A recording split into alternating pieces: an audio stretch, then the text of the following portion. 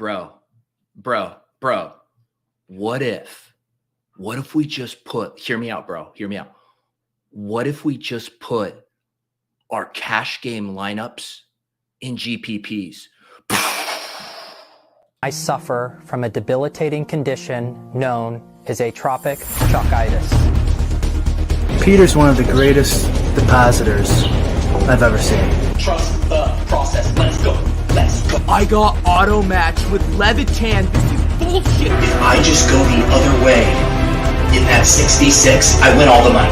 All the money. If I had 150 lineups, I'd win too. Process over results. Illuminati make a bitch go crazy. I don't know which one of these my baby. Bust down AP, crash 5 bullets in your head like KD. Bust it, bitch go bust it. And I had 10 pints with me in Russia. Hey everyone. GMs. Corey wants to know if this is a safe place to tilt. I had kind of hoped that we had gotten all of the tilting out of our system yesterday, and then we could heal. But we didn't do the tilt space yesterday, so I guess this can be a forum to both quasi-tilt and lick our wounds and heal as we go forward. GPP bros down extremely bad today. Cash game teams shipping every contest. Millie Maker winner playing a cash game team with a 1v1 pivot to Gabe Davis. The overreactors are going to be out in full force this week. I will say, if I can look to a few silver linings, just thank God Tyler Higbee didn't go nuclear yesterday. I don't know if I could have dealt with the people telling me I was an idiot for not playing Tyler Higbee.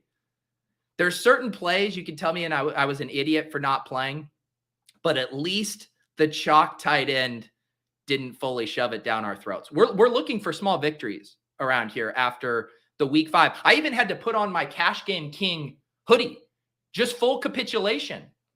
I've been thinking, every week every year I become the Cash Game King in week 18.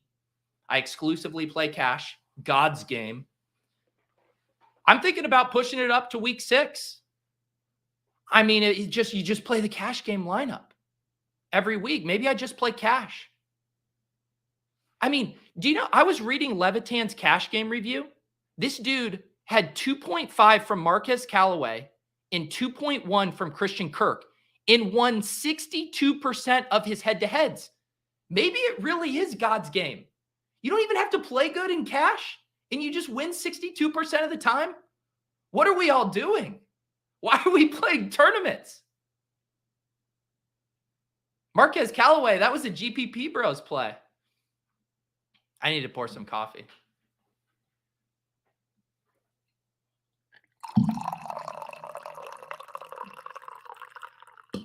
It truly is an incredible renaissance for team best play the best plays. I mean, just absolutely glorious.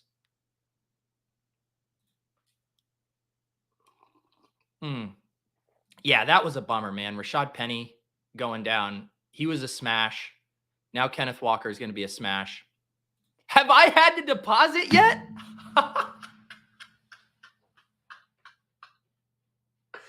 Do I not share? Oh my God.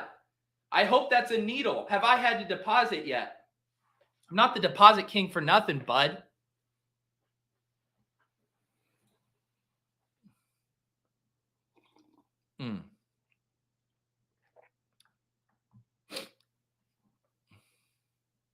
So let's just have this. Let's do all this talk. Omar says, seriously though, could it be a thing where projections are getting so good that we need to just start jamming chalk? I was thinking about this dynamic yesterday, right?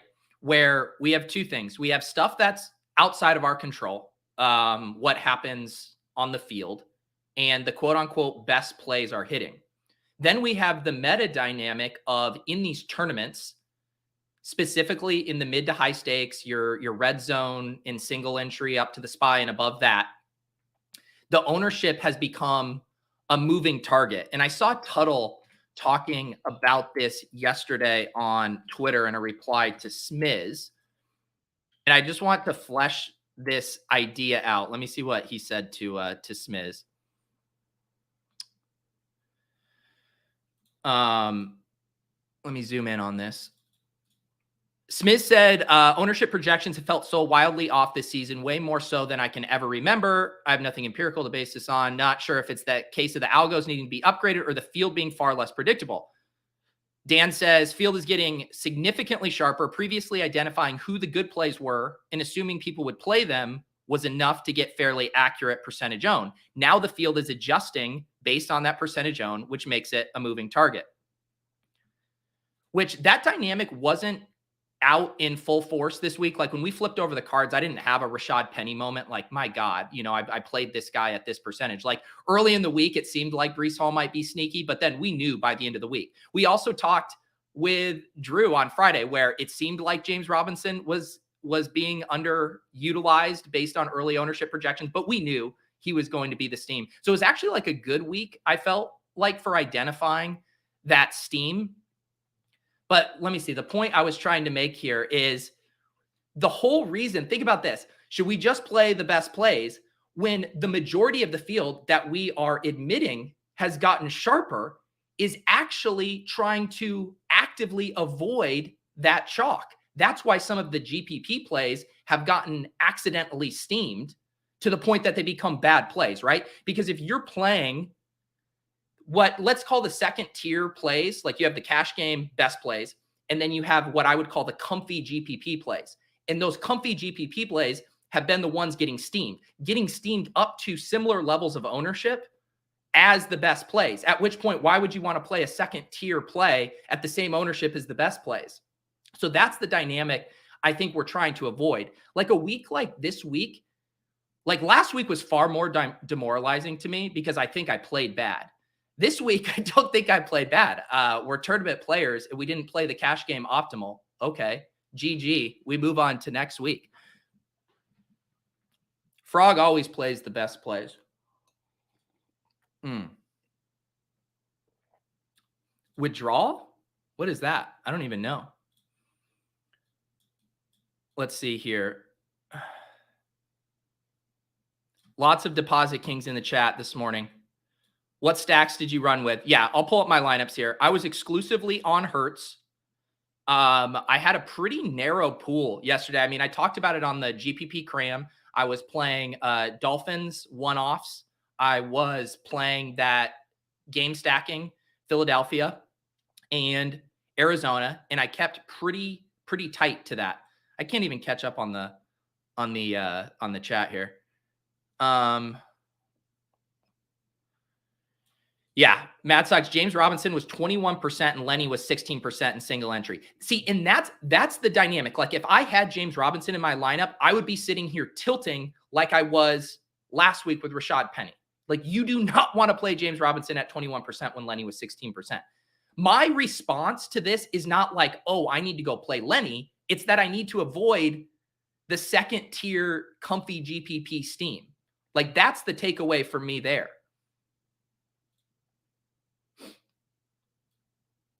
Yeah, we talked it through a lot in the Discord this week, kind of the Steam index, guys that we thought were starting to get it. And we were pretty spot on with the Breece Hall, the James Robinson. I'm trying to figure out who else it was.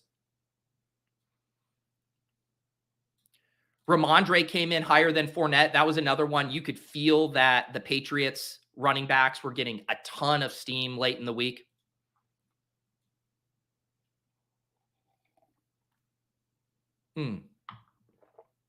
Trying to catch up on the chat here.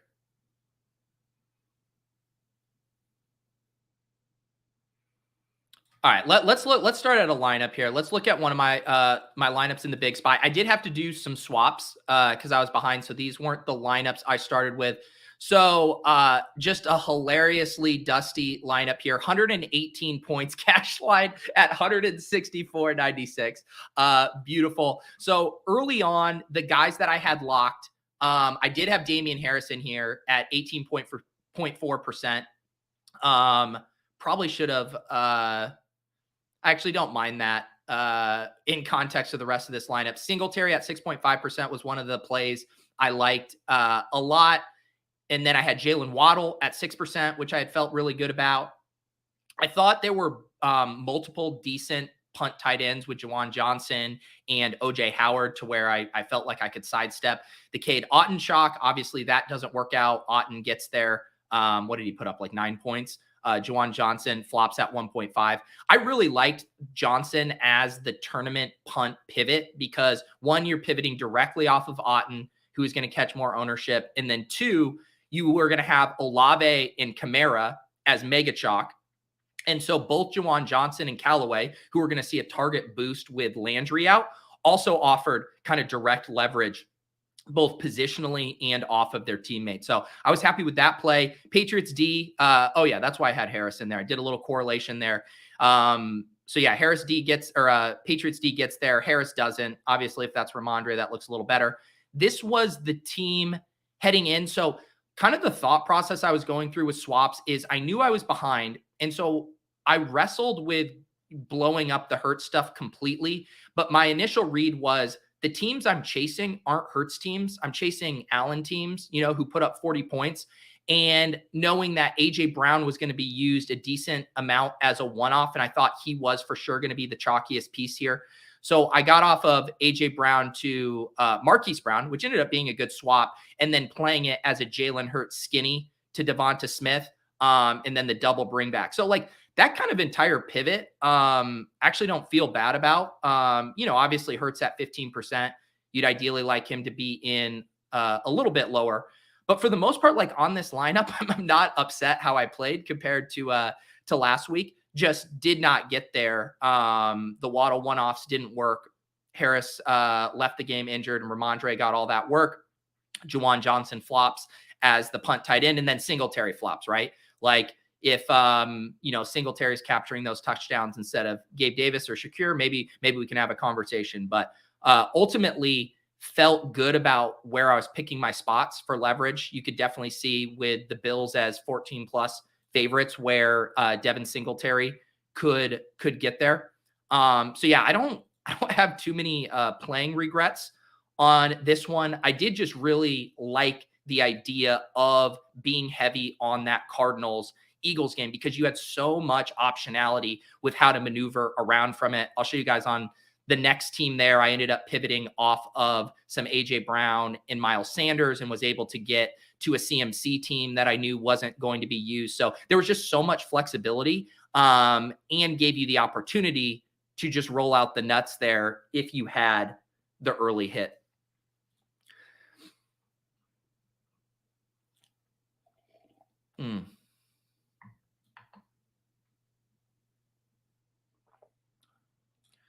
Sorry if I missed it, but the Swole Cast lineup cashed, I assumed. Correct. The Swole Cast lineup continues to just be an absolute print fest. Frito-Lay snaps and snack series. You guys want to see something hilarious? So look at this. So this was the lineup. We did have Kyle Pitts in it, who obviously was ruled out. I did post there's the Swole Cast channel in the Deposit Kingdom Discord. I did say we were global swapping Kyle Pitts to Dallas Goedert for everyone running the Swole Cast dupe train. This lineup puts 199.56 points up. And I wanted to see, I was like, where would this finish in the big spy? 199.56 points. Lo and behold here, C. Reneker, not Ned, that just happened to have the same score, but C. Reneker, this legend, did what I should just do, which is play the spy or the Swolecast, Frito-Lay, Snaps and Snacks, Charity, For the Kids, Modelo 5K, AT&T Power Boost free roll lineup in the fucking spy. Nice little 4X here. Look at this legend. He even gets the Kyle Pitts swap to Dallas Goedert, just plays the Swolecast lineup, and has what would have been my best score in the spy all year. I mean, this is brilliant. This is brilliant. What I kind of love about these Swolecast lineups, unironically, is they are a really interesting blend of early week, just best plays, best projected plays.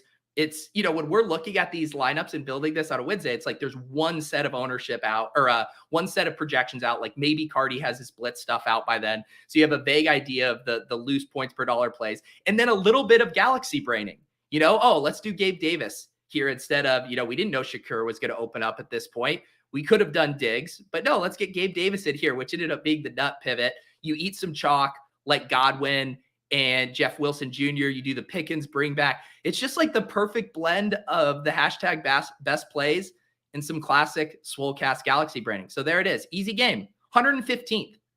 A 4x in the SPY. The answer was right under my nose the entire week. So this was the lineup initially, and you can see here, one of the reasons I was feeling decent about this week was, as usual, I project or look at my lineups that I'm hand building relative to the ceiling optimal. The ceiling optimal being what went absolutely nuclear. I believe this. So McLovin had what was close to the ceiling optimal. I'm pretty sure this was the ceiling optimal. Josh Allen, Leonard Fournette, Breece Hall, Chris Godwin, Lockett, Olave, Higbee, Jeff Wilson Jr., Cowboys D, 221 points. I had it in my spreadsheet at around 210 ceiling projection. And so the lineup I built here was at 197. So when I'm only giving up 13 points off the optimal with cutting the ownership, cumulative ownership in half with basically no product ownership, I feel pretty good about that. Feel pretty good about being able to jam in this much ceiling. So again, when I look at how I built this lineup, how I late swapped and looking at the percentages, I just say GG on a week like this. I'm not near as tilted as I was last week. Oh. What ownership do I aim for with lineup? So yeah, I'm just generally looking, let me see what yesterday I had the ceiling optimal at 141 or 147 was that one, around 147, and mine was at 71.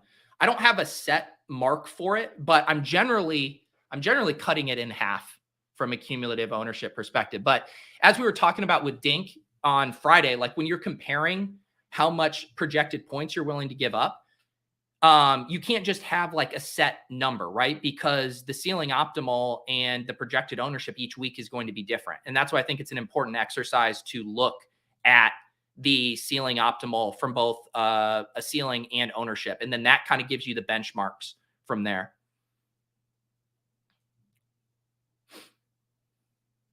I like this call. Marco says I pivoted from auto by playing Bates. Yeah, Bates was not on my radar, and then Leone had him toss him in one of our tilt space lineups. We did have a Derrick Henry big dog team where we did a little John Bates correlation, which there were lots of those good punt plays yesterday, with Logan Thomas getting scratched there. How much did Liam make on Bill stacks yesterday? He posted it on Twitter.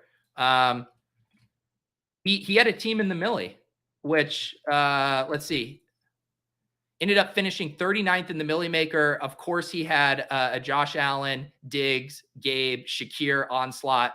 Had to ask him where he gets his ideas. I mean, can you think of a guy who runs more pure than Liam, that it just so happens his favorite team is like the greatest fantasy team of our generation, and he gets to get paid off for being a homer each week? I mean, what a good life for Liam. Still can't afford a pair of shoes, though.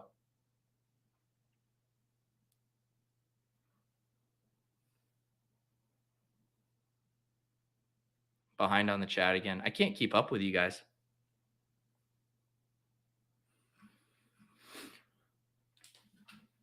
Are we just becoming better at finding good cash? 5 weeks straight seems to have the theme. 5 weeks straight. Well, it hasn't been 5 weeks straight, because what was it? What was the Dolphins Ravens week? Was that week 2 or 3? I think that was 2, right? Week 2, the cash absolutely cratered. I mean, I think the top 10 projected owned guys in week 2 all flopped. I believe that was Barkley, and was that the David Montgomery, Leonard Fournette, Barkley week, and it all just cratered? Was McLovin's ownership over 250%? Leone had sent me it.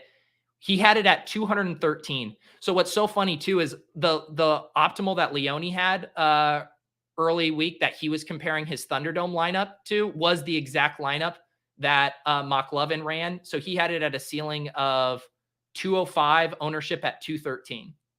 I mean, McLovin absolutely raked yesterday, because he had that lineup fucking everywhere. 50K win in the dome. I don't know what else he had.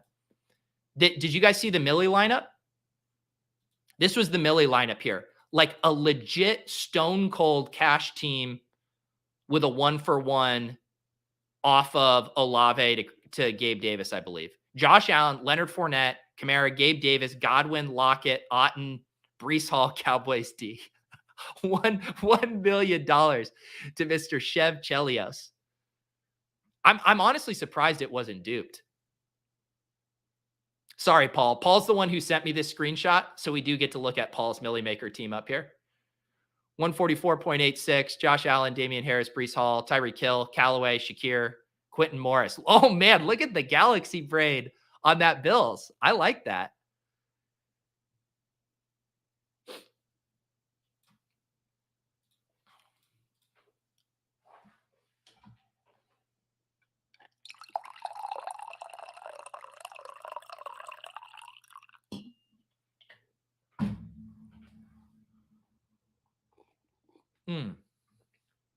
Oh yeah, that was that was the nail in the coffin. That was actually probably the most demoralizing moment every week in the or on Sunday. So for those of you who are YouTube members and part of the Hand Builders and Opto Bros, so I post the leverage plays for the Showdown slate for all the island games. So Sunday Night Football, Monday Night Football, Thursday Night Football. I run the Sims and then I compare it to aggregated ownership across the industry so the Hand Builders can get a quick idea. If you guys are YouTube members, you can get access to that.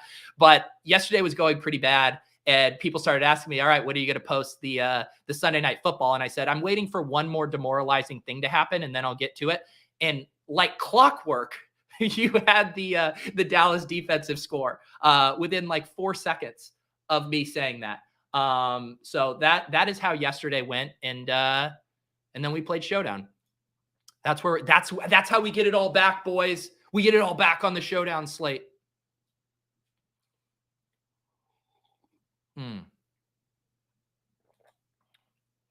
T-Did says, did they played Godwin Fournette in the same lineup without Brady? Is that viable? I mean, clearly it's viable. But I know what you're saying. I think so, because the whole meta right now, right, is that there are these quarterbacks like Jalen Hurts, like Lamar Jackson, like Josh Allen, who have access to a 40-point ceiling.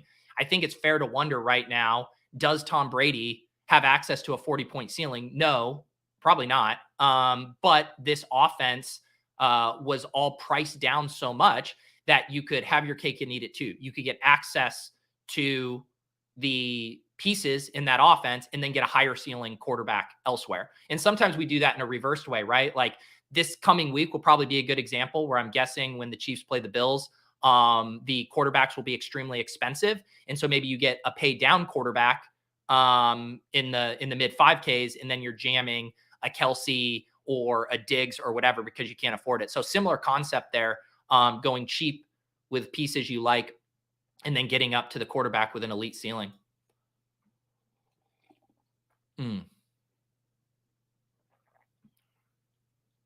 Well, and also what was tilting too about the chalk D is just how mispriced the Cowboys D were. I mean, it wasn't quite the Bengals level one from 2 weeks ago, but yeah, at 2,500, they certainly projected good. Although we talked about it on the Cram stream yesterday. I mean, Leone had the Seahawks D only 1 point less projected ceiling. And again, the reason chalk defenses are so bad is because we are banking on touchdowns, which are random occurrences. Sure, stats like pass rush and bad offensive lines can, point us in the right direction of what teams we're going to have the most success. And yet we're still relying on extremely volatile and unpredictable events for them to be smashes in tournaments. So yes, sometimes the stars are going to align when the chalk D also gets the ball bouncing their way with the touchdowns. And then we just say, GG, coffin, let's cope. Let's move on. Brady says, need to give back my thought leader hoodie after the past 3 weeks. The key is that you just have enough of these that you can rotate through them for whatever bit you need. I was wearing the thought leader hoodie yesterday, and now I'm back to the cash game king.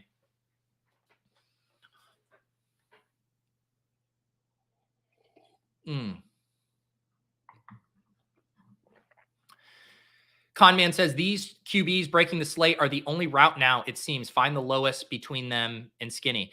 See, I think we need to, I get where these reactions are coming from, but we also need to We can't be so reactive to a 1 week sample size. And sure, chalk in the macro is hitting. But 2 weeks ago, guys, Geno Smith and Jared Goff went absolutely nuclear as low price QBs who access the ceiling that the meta would say they wouldn't be able to access. So everything is still contextual.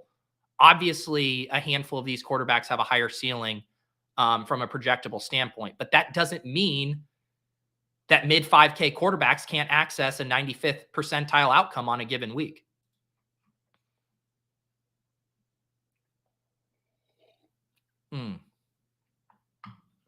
Yeah, that's what we're saying.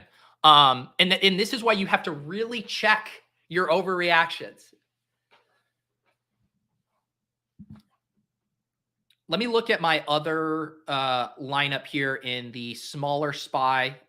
I'll show you what the lineup was heading into the day, because this was another one where I had to pivot.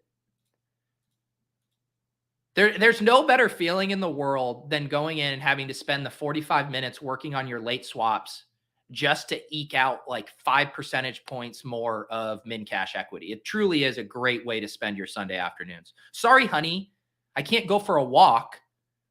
I need to swap off of AJ Brown so I have a Hail Mary chance at a min cash. So this one, I talked about ETN a lot on the Cram Show. I was pretty stoked about playing him in this spot. Had a Jalen Hurts, Miles Sanders, AJ Brown. So I had the two different Eagle stacks. One was as a game stack, initially bringing it back with Marquise Brown, and the other one, this one I wanted to play it as an Eagles route where Hurts, Sanders, and AJ Brown soak up the majority of the production and kick Kingsbury fails and there's nothing coming back. Had the shitty Marquez Callaway punt in this one, had the Juwan Johnson in the other one. It just ended up working out. I really wanted to be able to get to Tyreek Hill in this one. So I had one Tyreek Hill and one Jalen Waddle. Didn't work, so ended up doing that. Had Deebo Samuel in initially. We talked about him on the Cram too. He just looked like the guy that was not going to get played. I ended up having to swap off of him just based on the rearranging.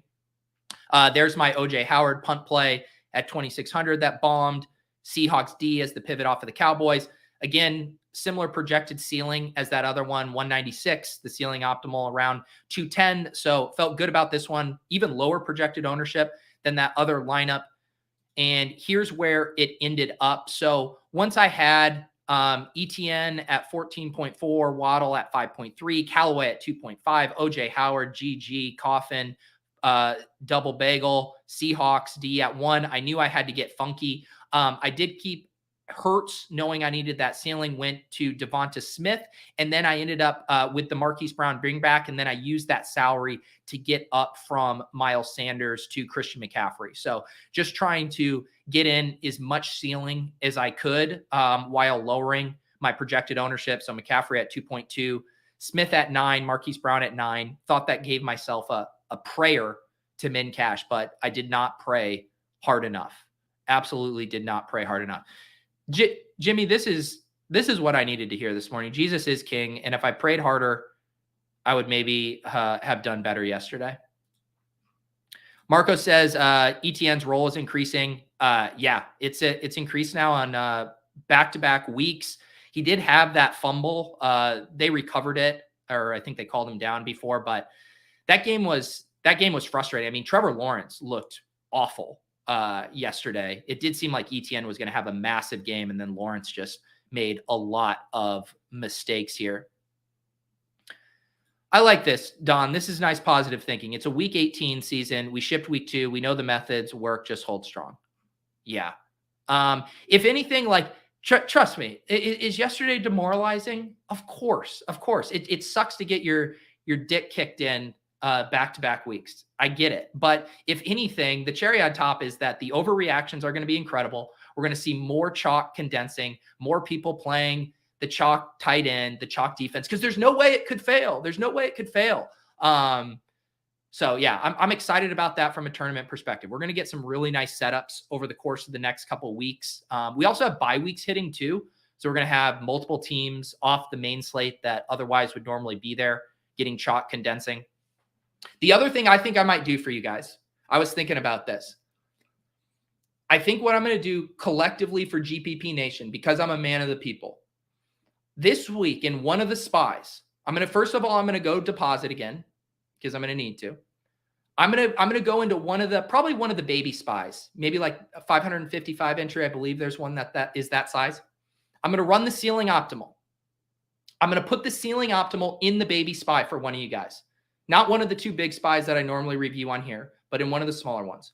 And what I am going to do for GPP Nation is I am going to mush the cash game grinders. Okay? This is so no one else has to do it. You guys don't go putting fucking cash game teams in the tournaments thinking that's the new meta. No, I'm going to mush this for all of us. I'm going to run the optimal. I'm going to put it in there and we're going to watch it get, last place. Actually, no, it'll just bubble. It'll be just outside of the min cash. We're going to fucking mush the entire chalk for week 6. And all of us GPP bros will rise up to the top of the leaderboard while I fall on $100 sword. That is my promise to you guys. Pete throws the ceiling optimal into the baby spy to take down all the cash grinders. I'm going to do that for you guys. Maybe we'll crowdsource it in the Discord. MJ wants me to, or GA wants me to do a 1v1 change. We can discuss it, but I think for the full mush to work, it needs to be the ceiling optimal. I'm going to get inside the mind of a McLovin. And I'm going to say, what would McLovin do? And then I'm going to put that in the baby spy and we're going to mush them.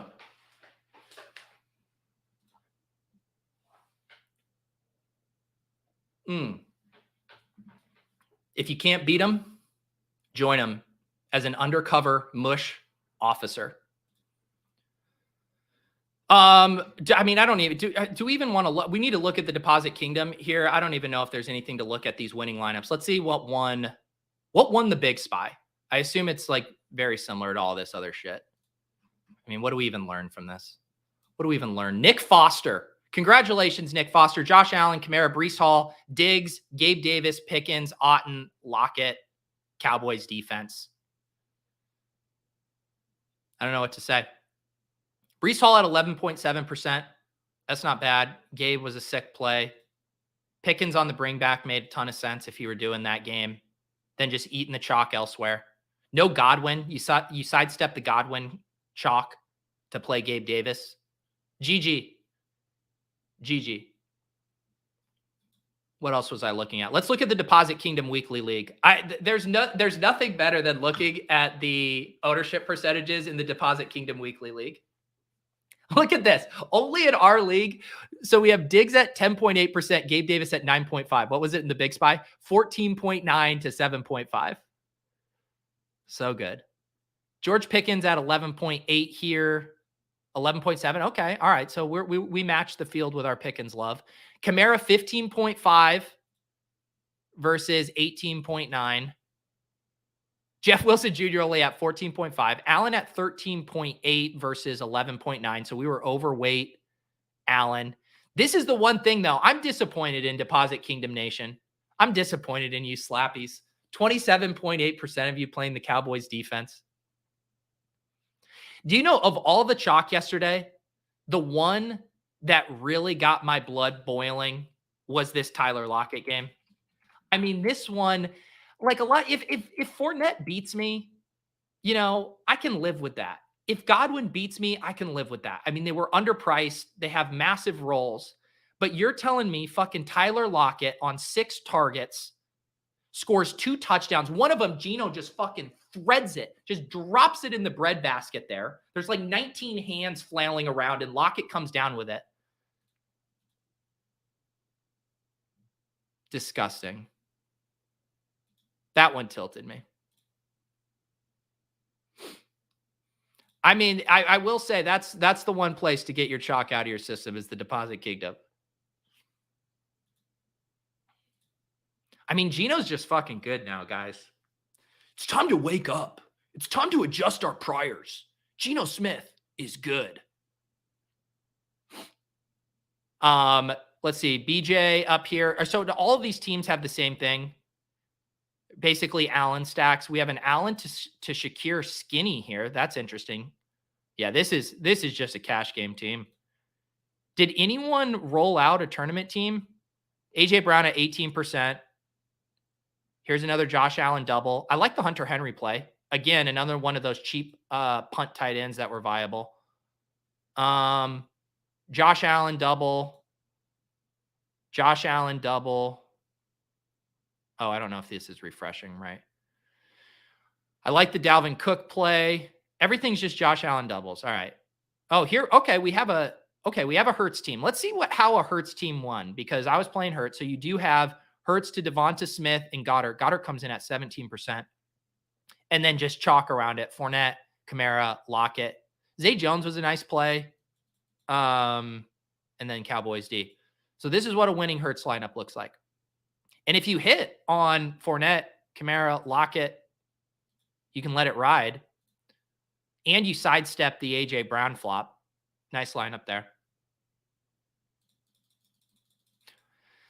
I feel like last year, you guys in the chat would ask me to like review your lineups more in the Deposit Kingdom tournament. You'd be like, oh, check out mine in 43rd place. Now everyone's too embarrassed. No one wants. Do you guys realize what a masochistic exercise it is to put your GPP lineups up here that got fucking dusted? I'm not saying I'm a hero. I'm just saying it's fucking masochistic exercise. Hanging out your dirty laundry, feel naked and exposed. Pete, you played fucking Juwan Johnson. What a donk. What a donk. This was my only win yesterday.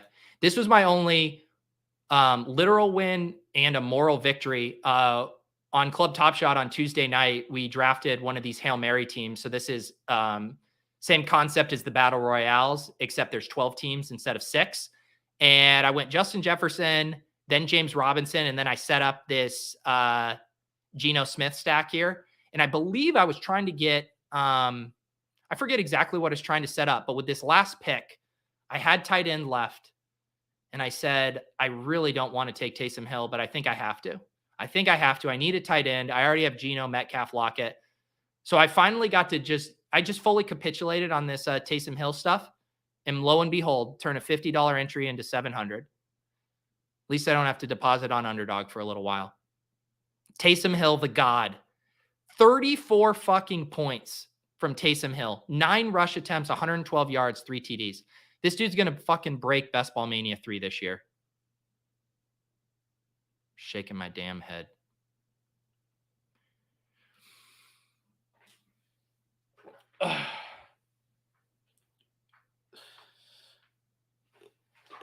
Renaud says, is it really chalk if you're winning LOL? Some regular guys playing the best plays. Well, chalk has nothing to do with the result. Chalk just has to do with the percentage. So when plays are popular, that's chalk. It has nothing to do. I mean, the chalk plays are the best plays inherently. Chalk is a fancy way to say the best plays. Pump Skull cashed the Kingdom contest here with a JF1 stack soft field. In the land of the Galaxy Brainers, the play the best plays, bro, is king. I believe is how the saying goes. McLovin was duped in the 700-person power sweep. I'm shocked he wasn't duped in the dome. I mean, if you want to know how fucking drunk this season is, God, it just sounded like Bill Simmons. You know how drunk this DFS season is? Leone was duped last week in the Thunderdome with like a semi-Galbraith lineup. And McLovin with the Stone Cold Cash Optimal wasn't duped this week. That's how drunk things are. I mean, I would legitimately love for Davis to win Best Ball Mania 3. I mean, he would be so unbelievably unsufferable that we all deserve it. We just all it would be incredible. Davis would go on probably a month-long spree of scrolling through all of his old app mentions of anyone dunking on him and just quote retweeting, check the scoreboard, BBM3 champ, I'm a millionaire, you're not. I mean, it would be glorious. I mean, I'd be pretty unsufferable, but not quite to the level I think Davis would be.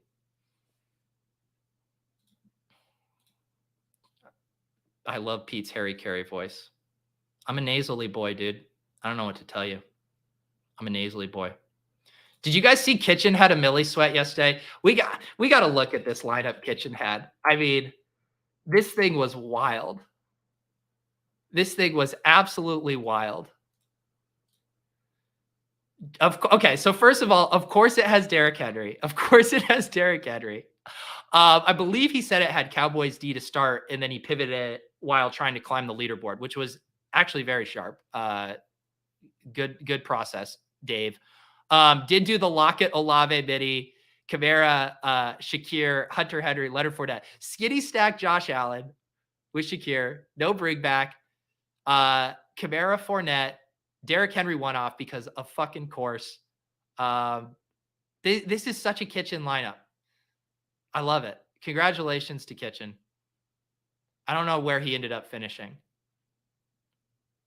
I just absolutely love that Kitchen is tossing this into the Millie Maker. What would, if he put this in the SPY, what does Kitchen get if he put 214? I don't know what the Cardinals D ended up finishing. So he finishes like top 30 in the SPY for 1K. All right. I'm not going to question Kitchen's game selection. I can't question anyone now. Who am I to question these winners? Who am I? Oh. Excited to be a dad. The reason I'm so excited is because I'm going to have an excuse to retire from DFS for a few weeks. I believe because I'm like 7 weeks out now. So if we just wrapped up week 5, that'll be around week 12 or week 13. I mean, at a certain point, I've already had to start selling some Top Shot moments just to fuel my DFS play. I don't know if I can just keep telling Lauren how. I mean, we have so many expenses right now with the new house and the baby, and I'm just here fucking punting it off on Galaxy Brain GPP plays. I'll tell you who's on Team Best to play the best plays. It's Lauren. Lauren would really like me to just play the best plays these days. But yes, I'm excited to be a dad. Excited to eject from this fucking DFS Twitter hellscape. Log off for weeks and emerge as a man who's responsible, as a man who's mature, as a man who is responsible for another living being, as a man who doesn't just dick around on the internet all day and review lineups by guys named Mock Lovin. Yeah, I'm excited to be a dad.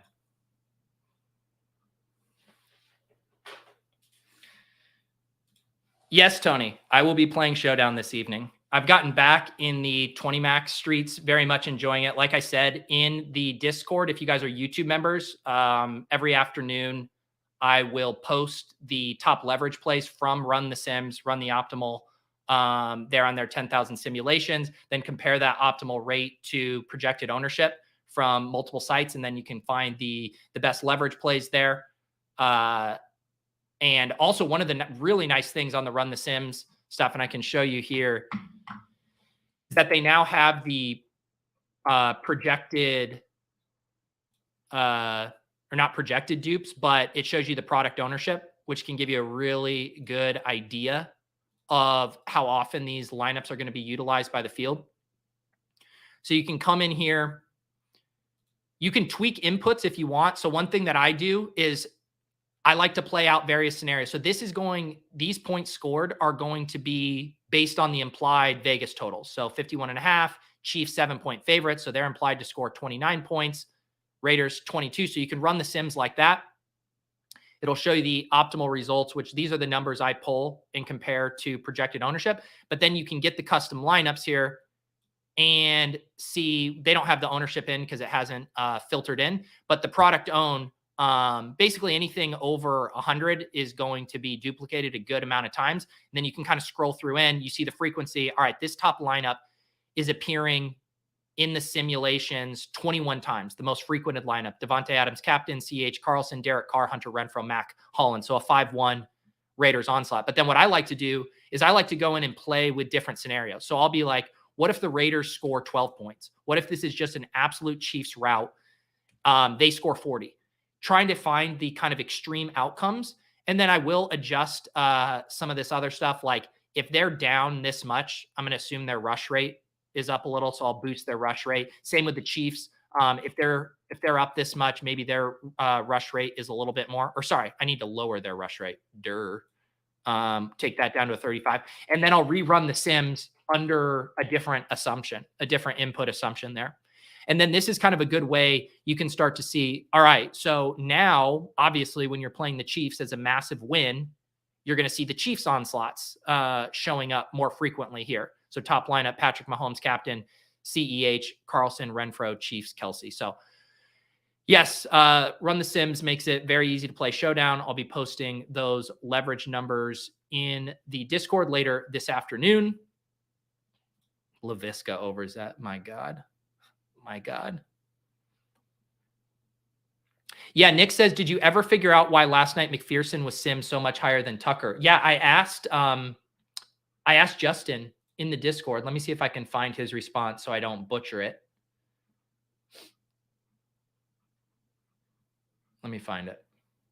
Yeah, so last night, what Nick is referencing is in the Sims, McPherson was showing up with like a 40% optimal rate, and Tucker, I think, was down at 7 to 8%. And at first I thought, oh, maybe it's because there's a big pricing discrepancy on them or something, but they were priced fairly similar. Why can't I find this? This is great radio. I'm just scrolling. We did a ton of posting. Okay, here we go.